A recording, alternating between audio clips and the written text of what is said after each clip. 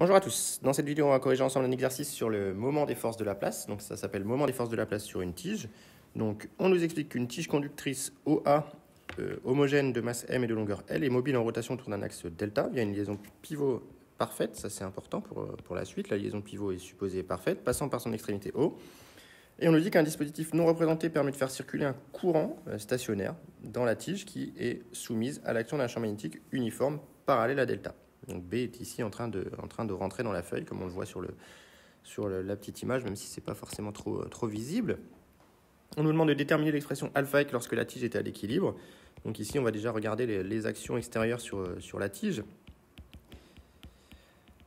Donc comme action extérieure sur la tige, on en a plusieurs. On a le pivot parfait.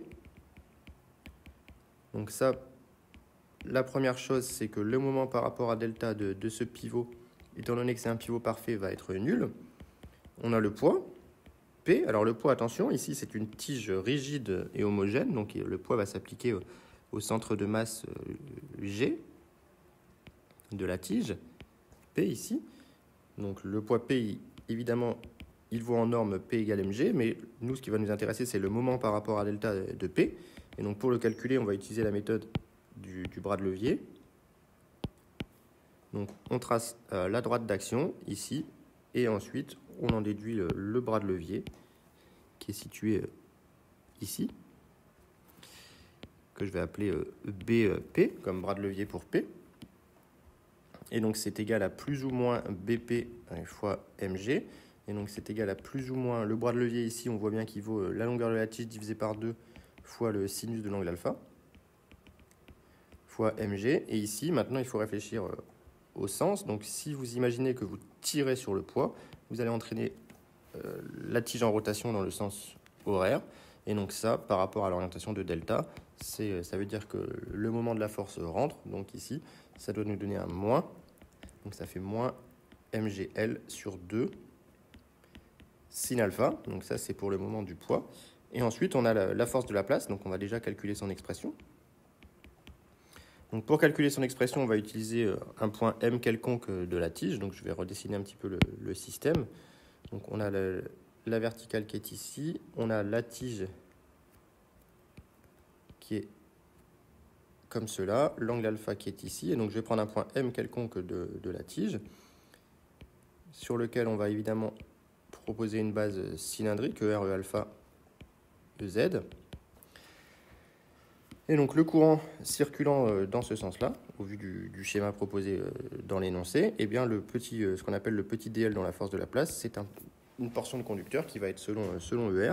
Et donc la force de Laplace, on sait que c'est l'intégrale sur le conducteur. Donc le conducteur, on va appeler O l'extrémité et A l'extrémité, la deuxième extrémité.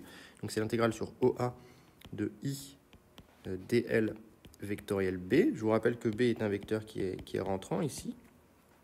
Et donc on se retrouve avec l'intégrale sur OA de moins I dl qui s'écrit donc dRER,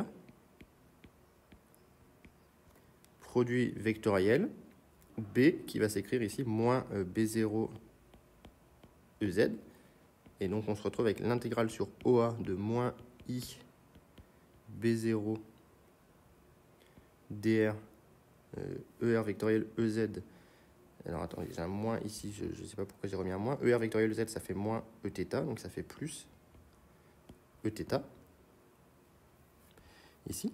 Donc ça, c'est la force de Laplace qui va être selon Eθ. Donc après, il va falloir calculer son moment, évidemment.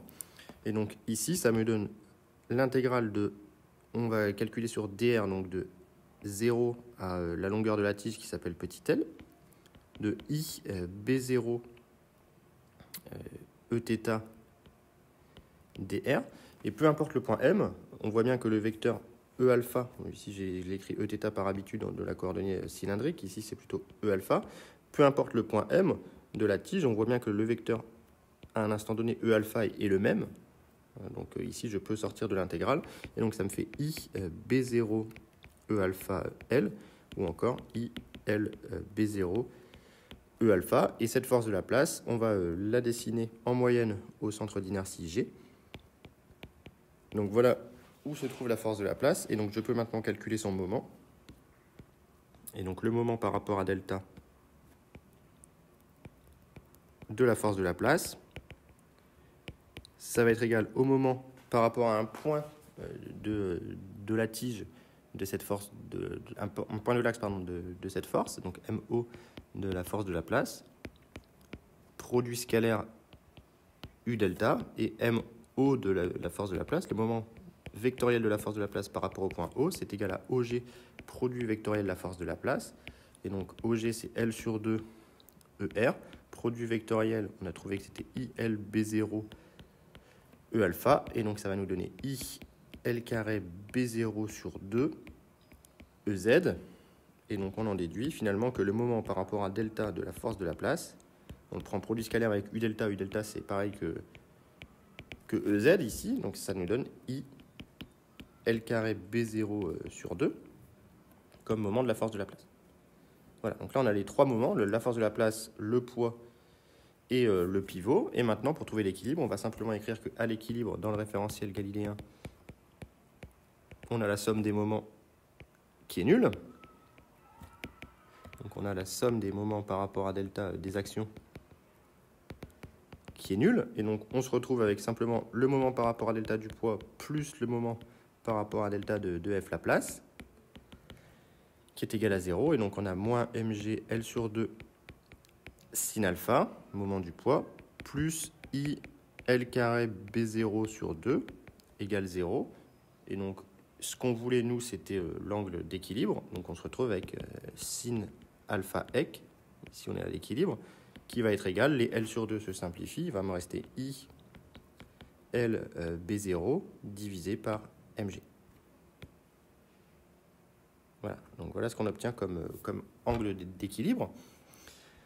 Et dans un second temps, ici, on va me demander, on me dit que la tige oscille autour de l'axe delta, comme un pendule pesant. Et donc, on me demande d'établir l'équation différentielle du second ordre vérifiée par alpha. Donc là, on va simplement écrire maintenant la loi du moment cinétique hors équilibre par rapport à delta fixe. Donc, loi du moment cinétique par rapport à delta fixe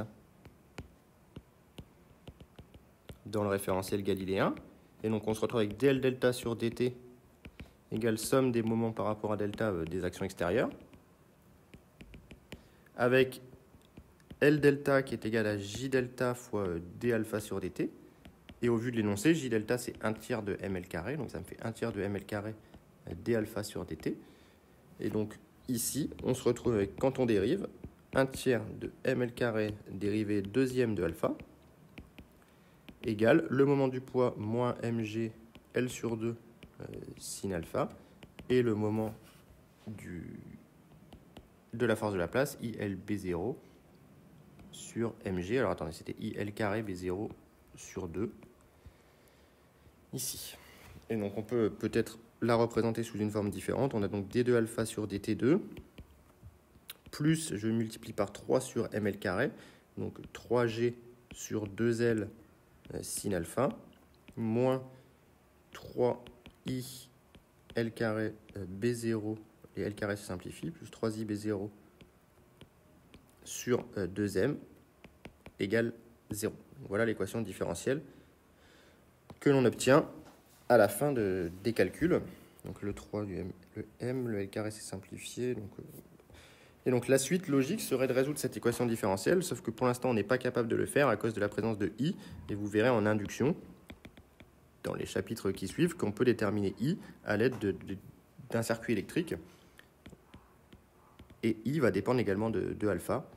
Et on aura une équation différentielle que l'on sait résoudre. Donc voilà pour cet exercice qui est assez intéressant dans la mesure où ça fait réviser un petit peu les moments des forces. C'est pas toujours évident de bien comprendre la géométrie de ces types de problèmes. Donc s'il y a des questions, n'hésitez pas à les mettre en commentaire.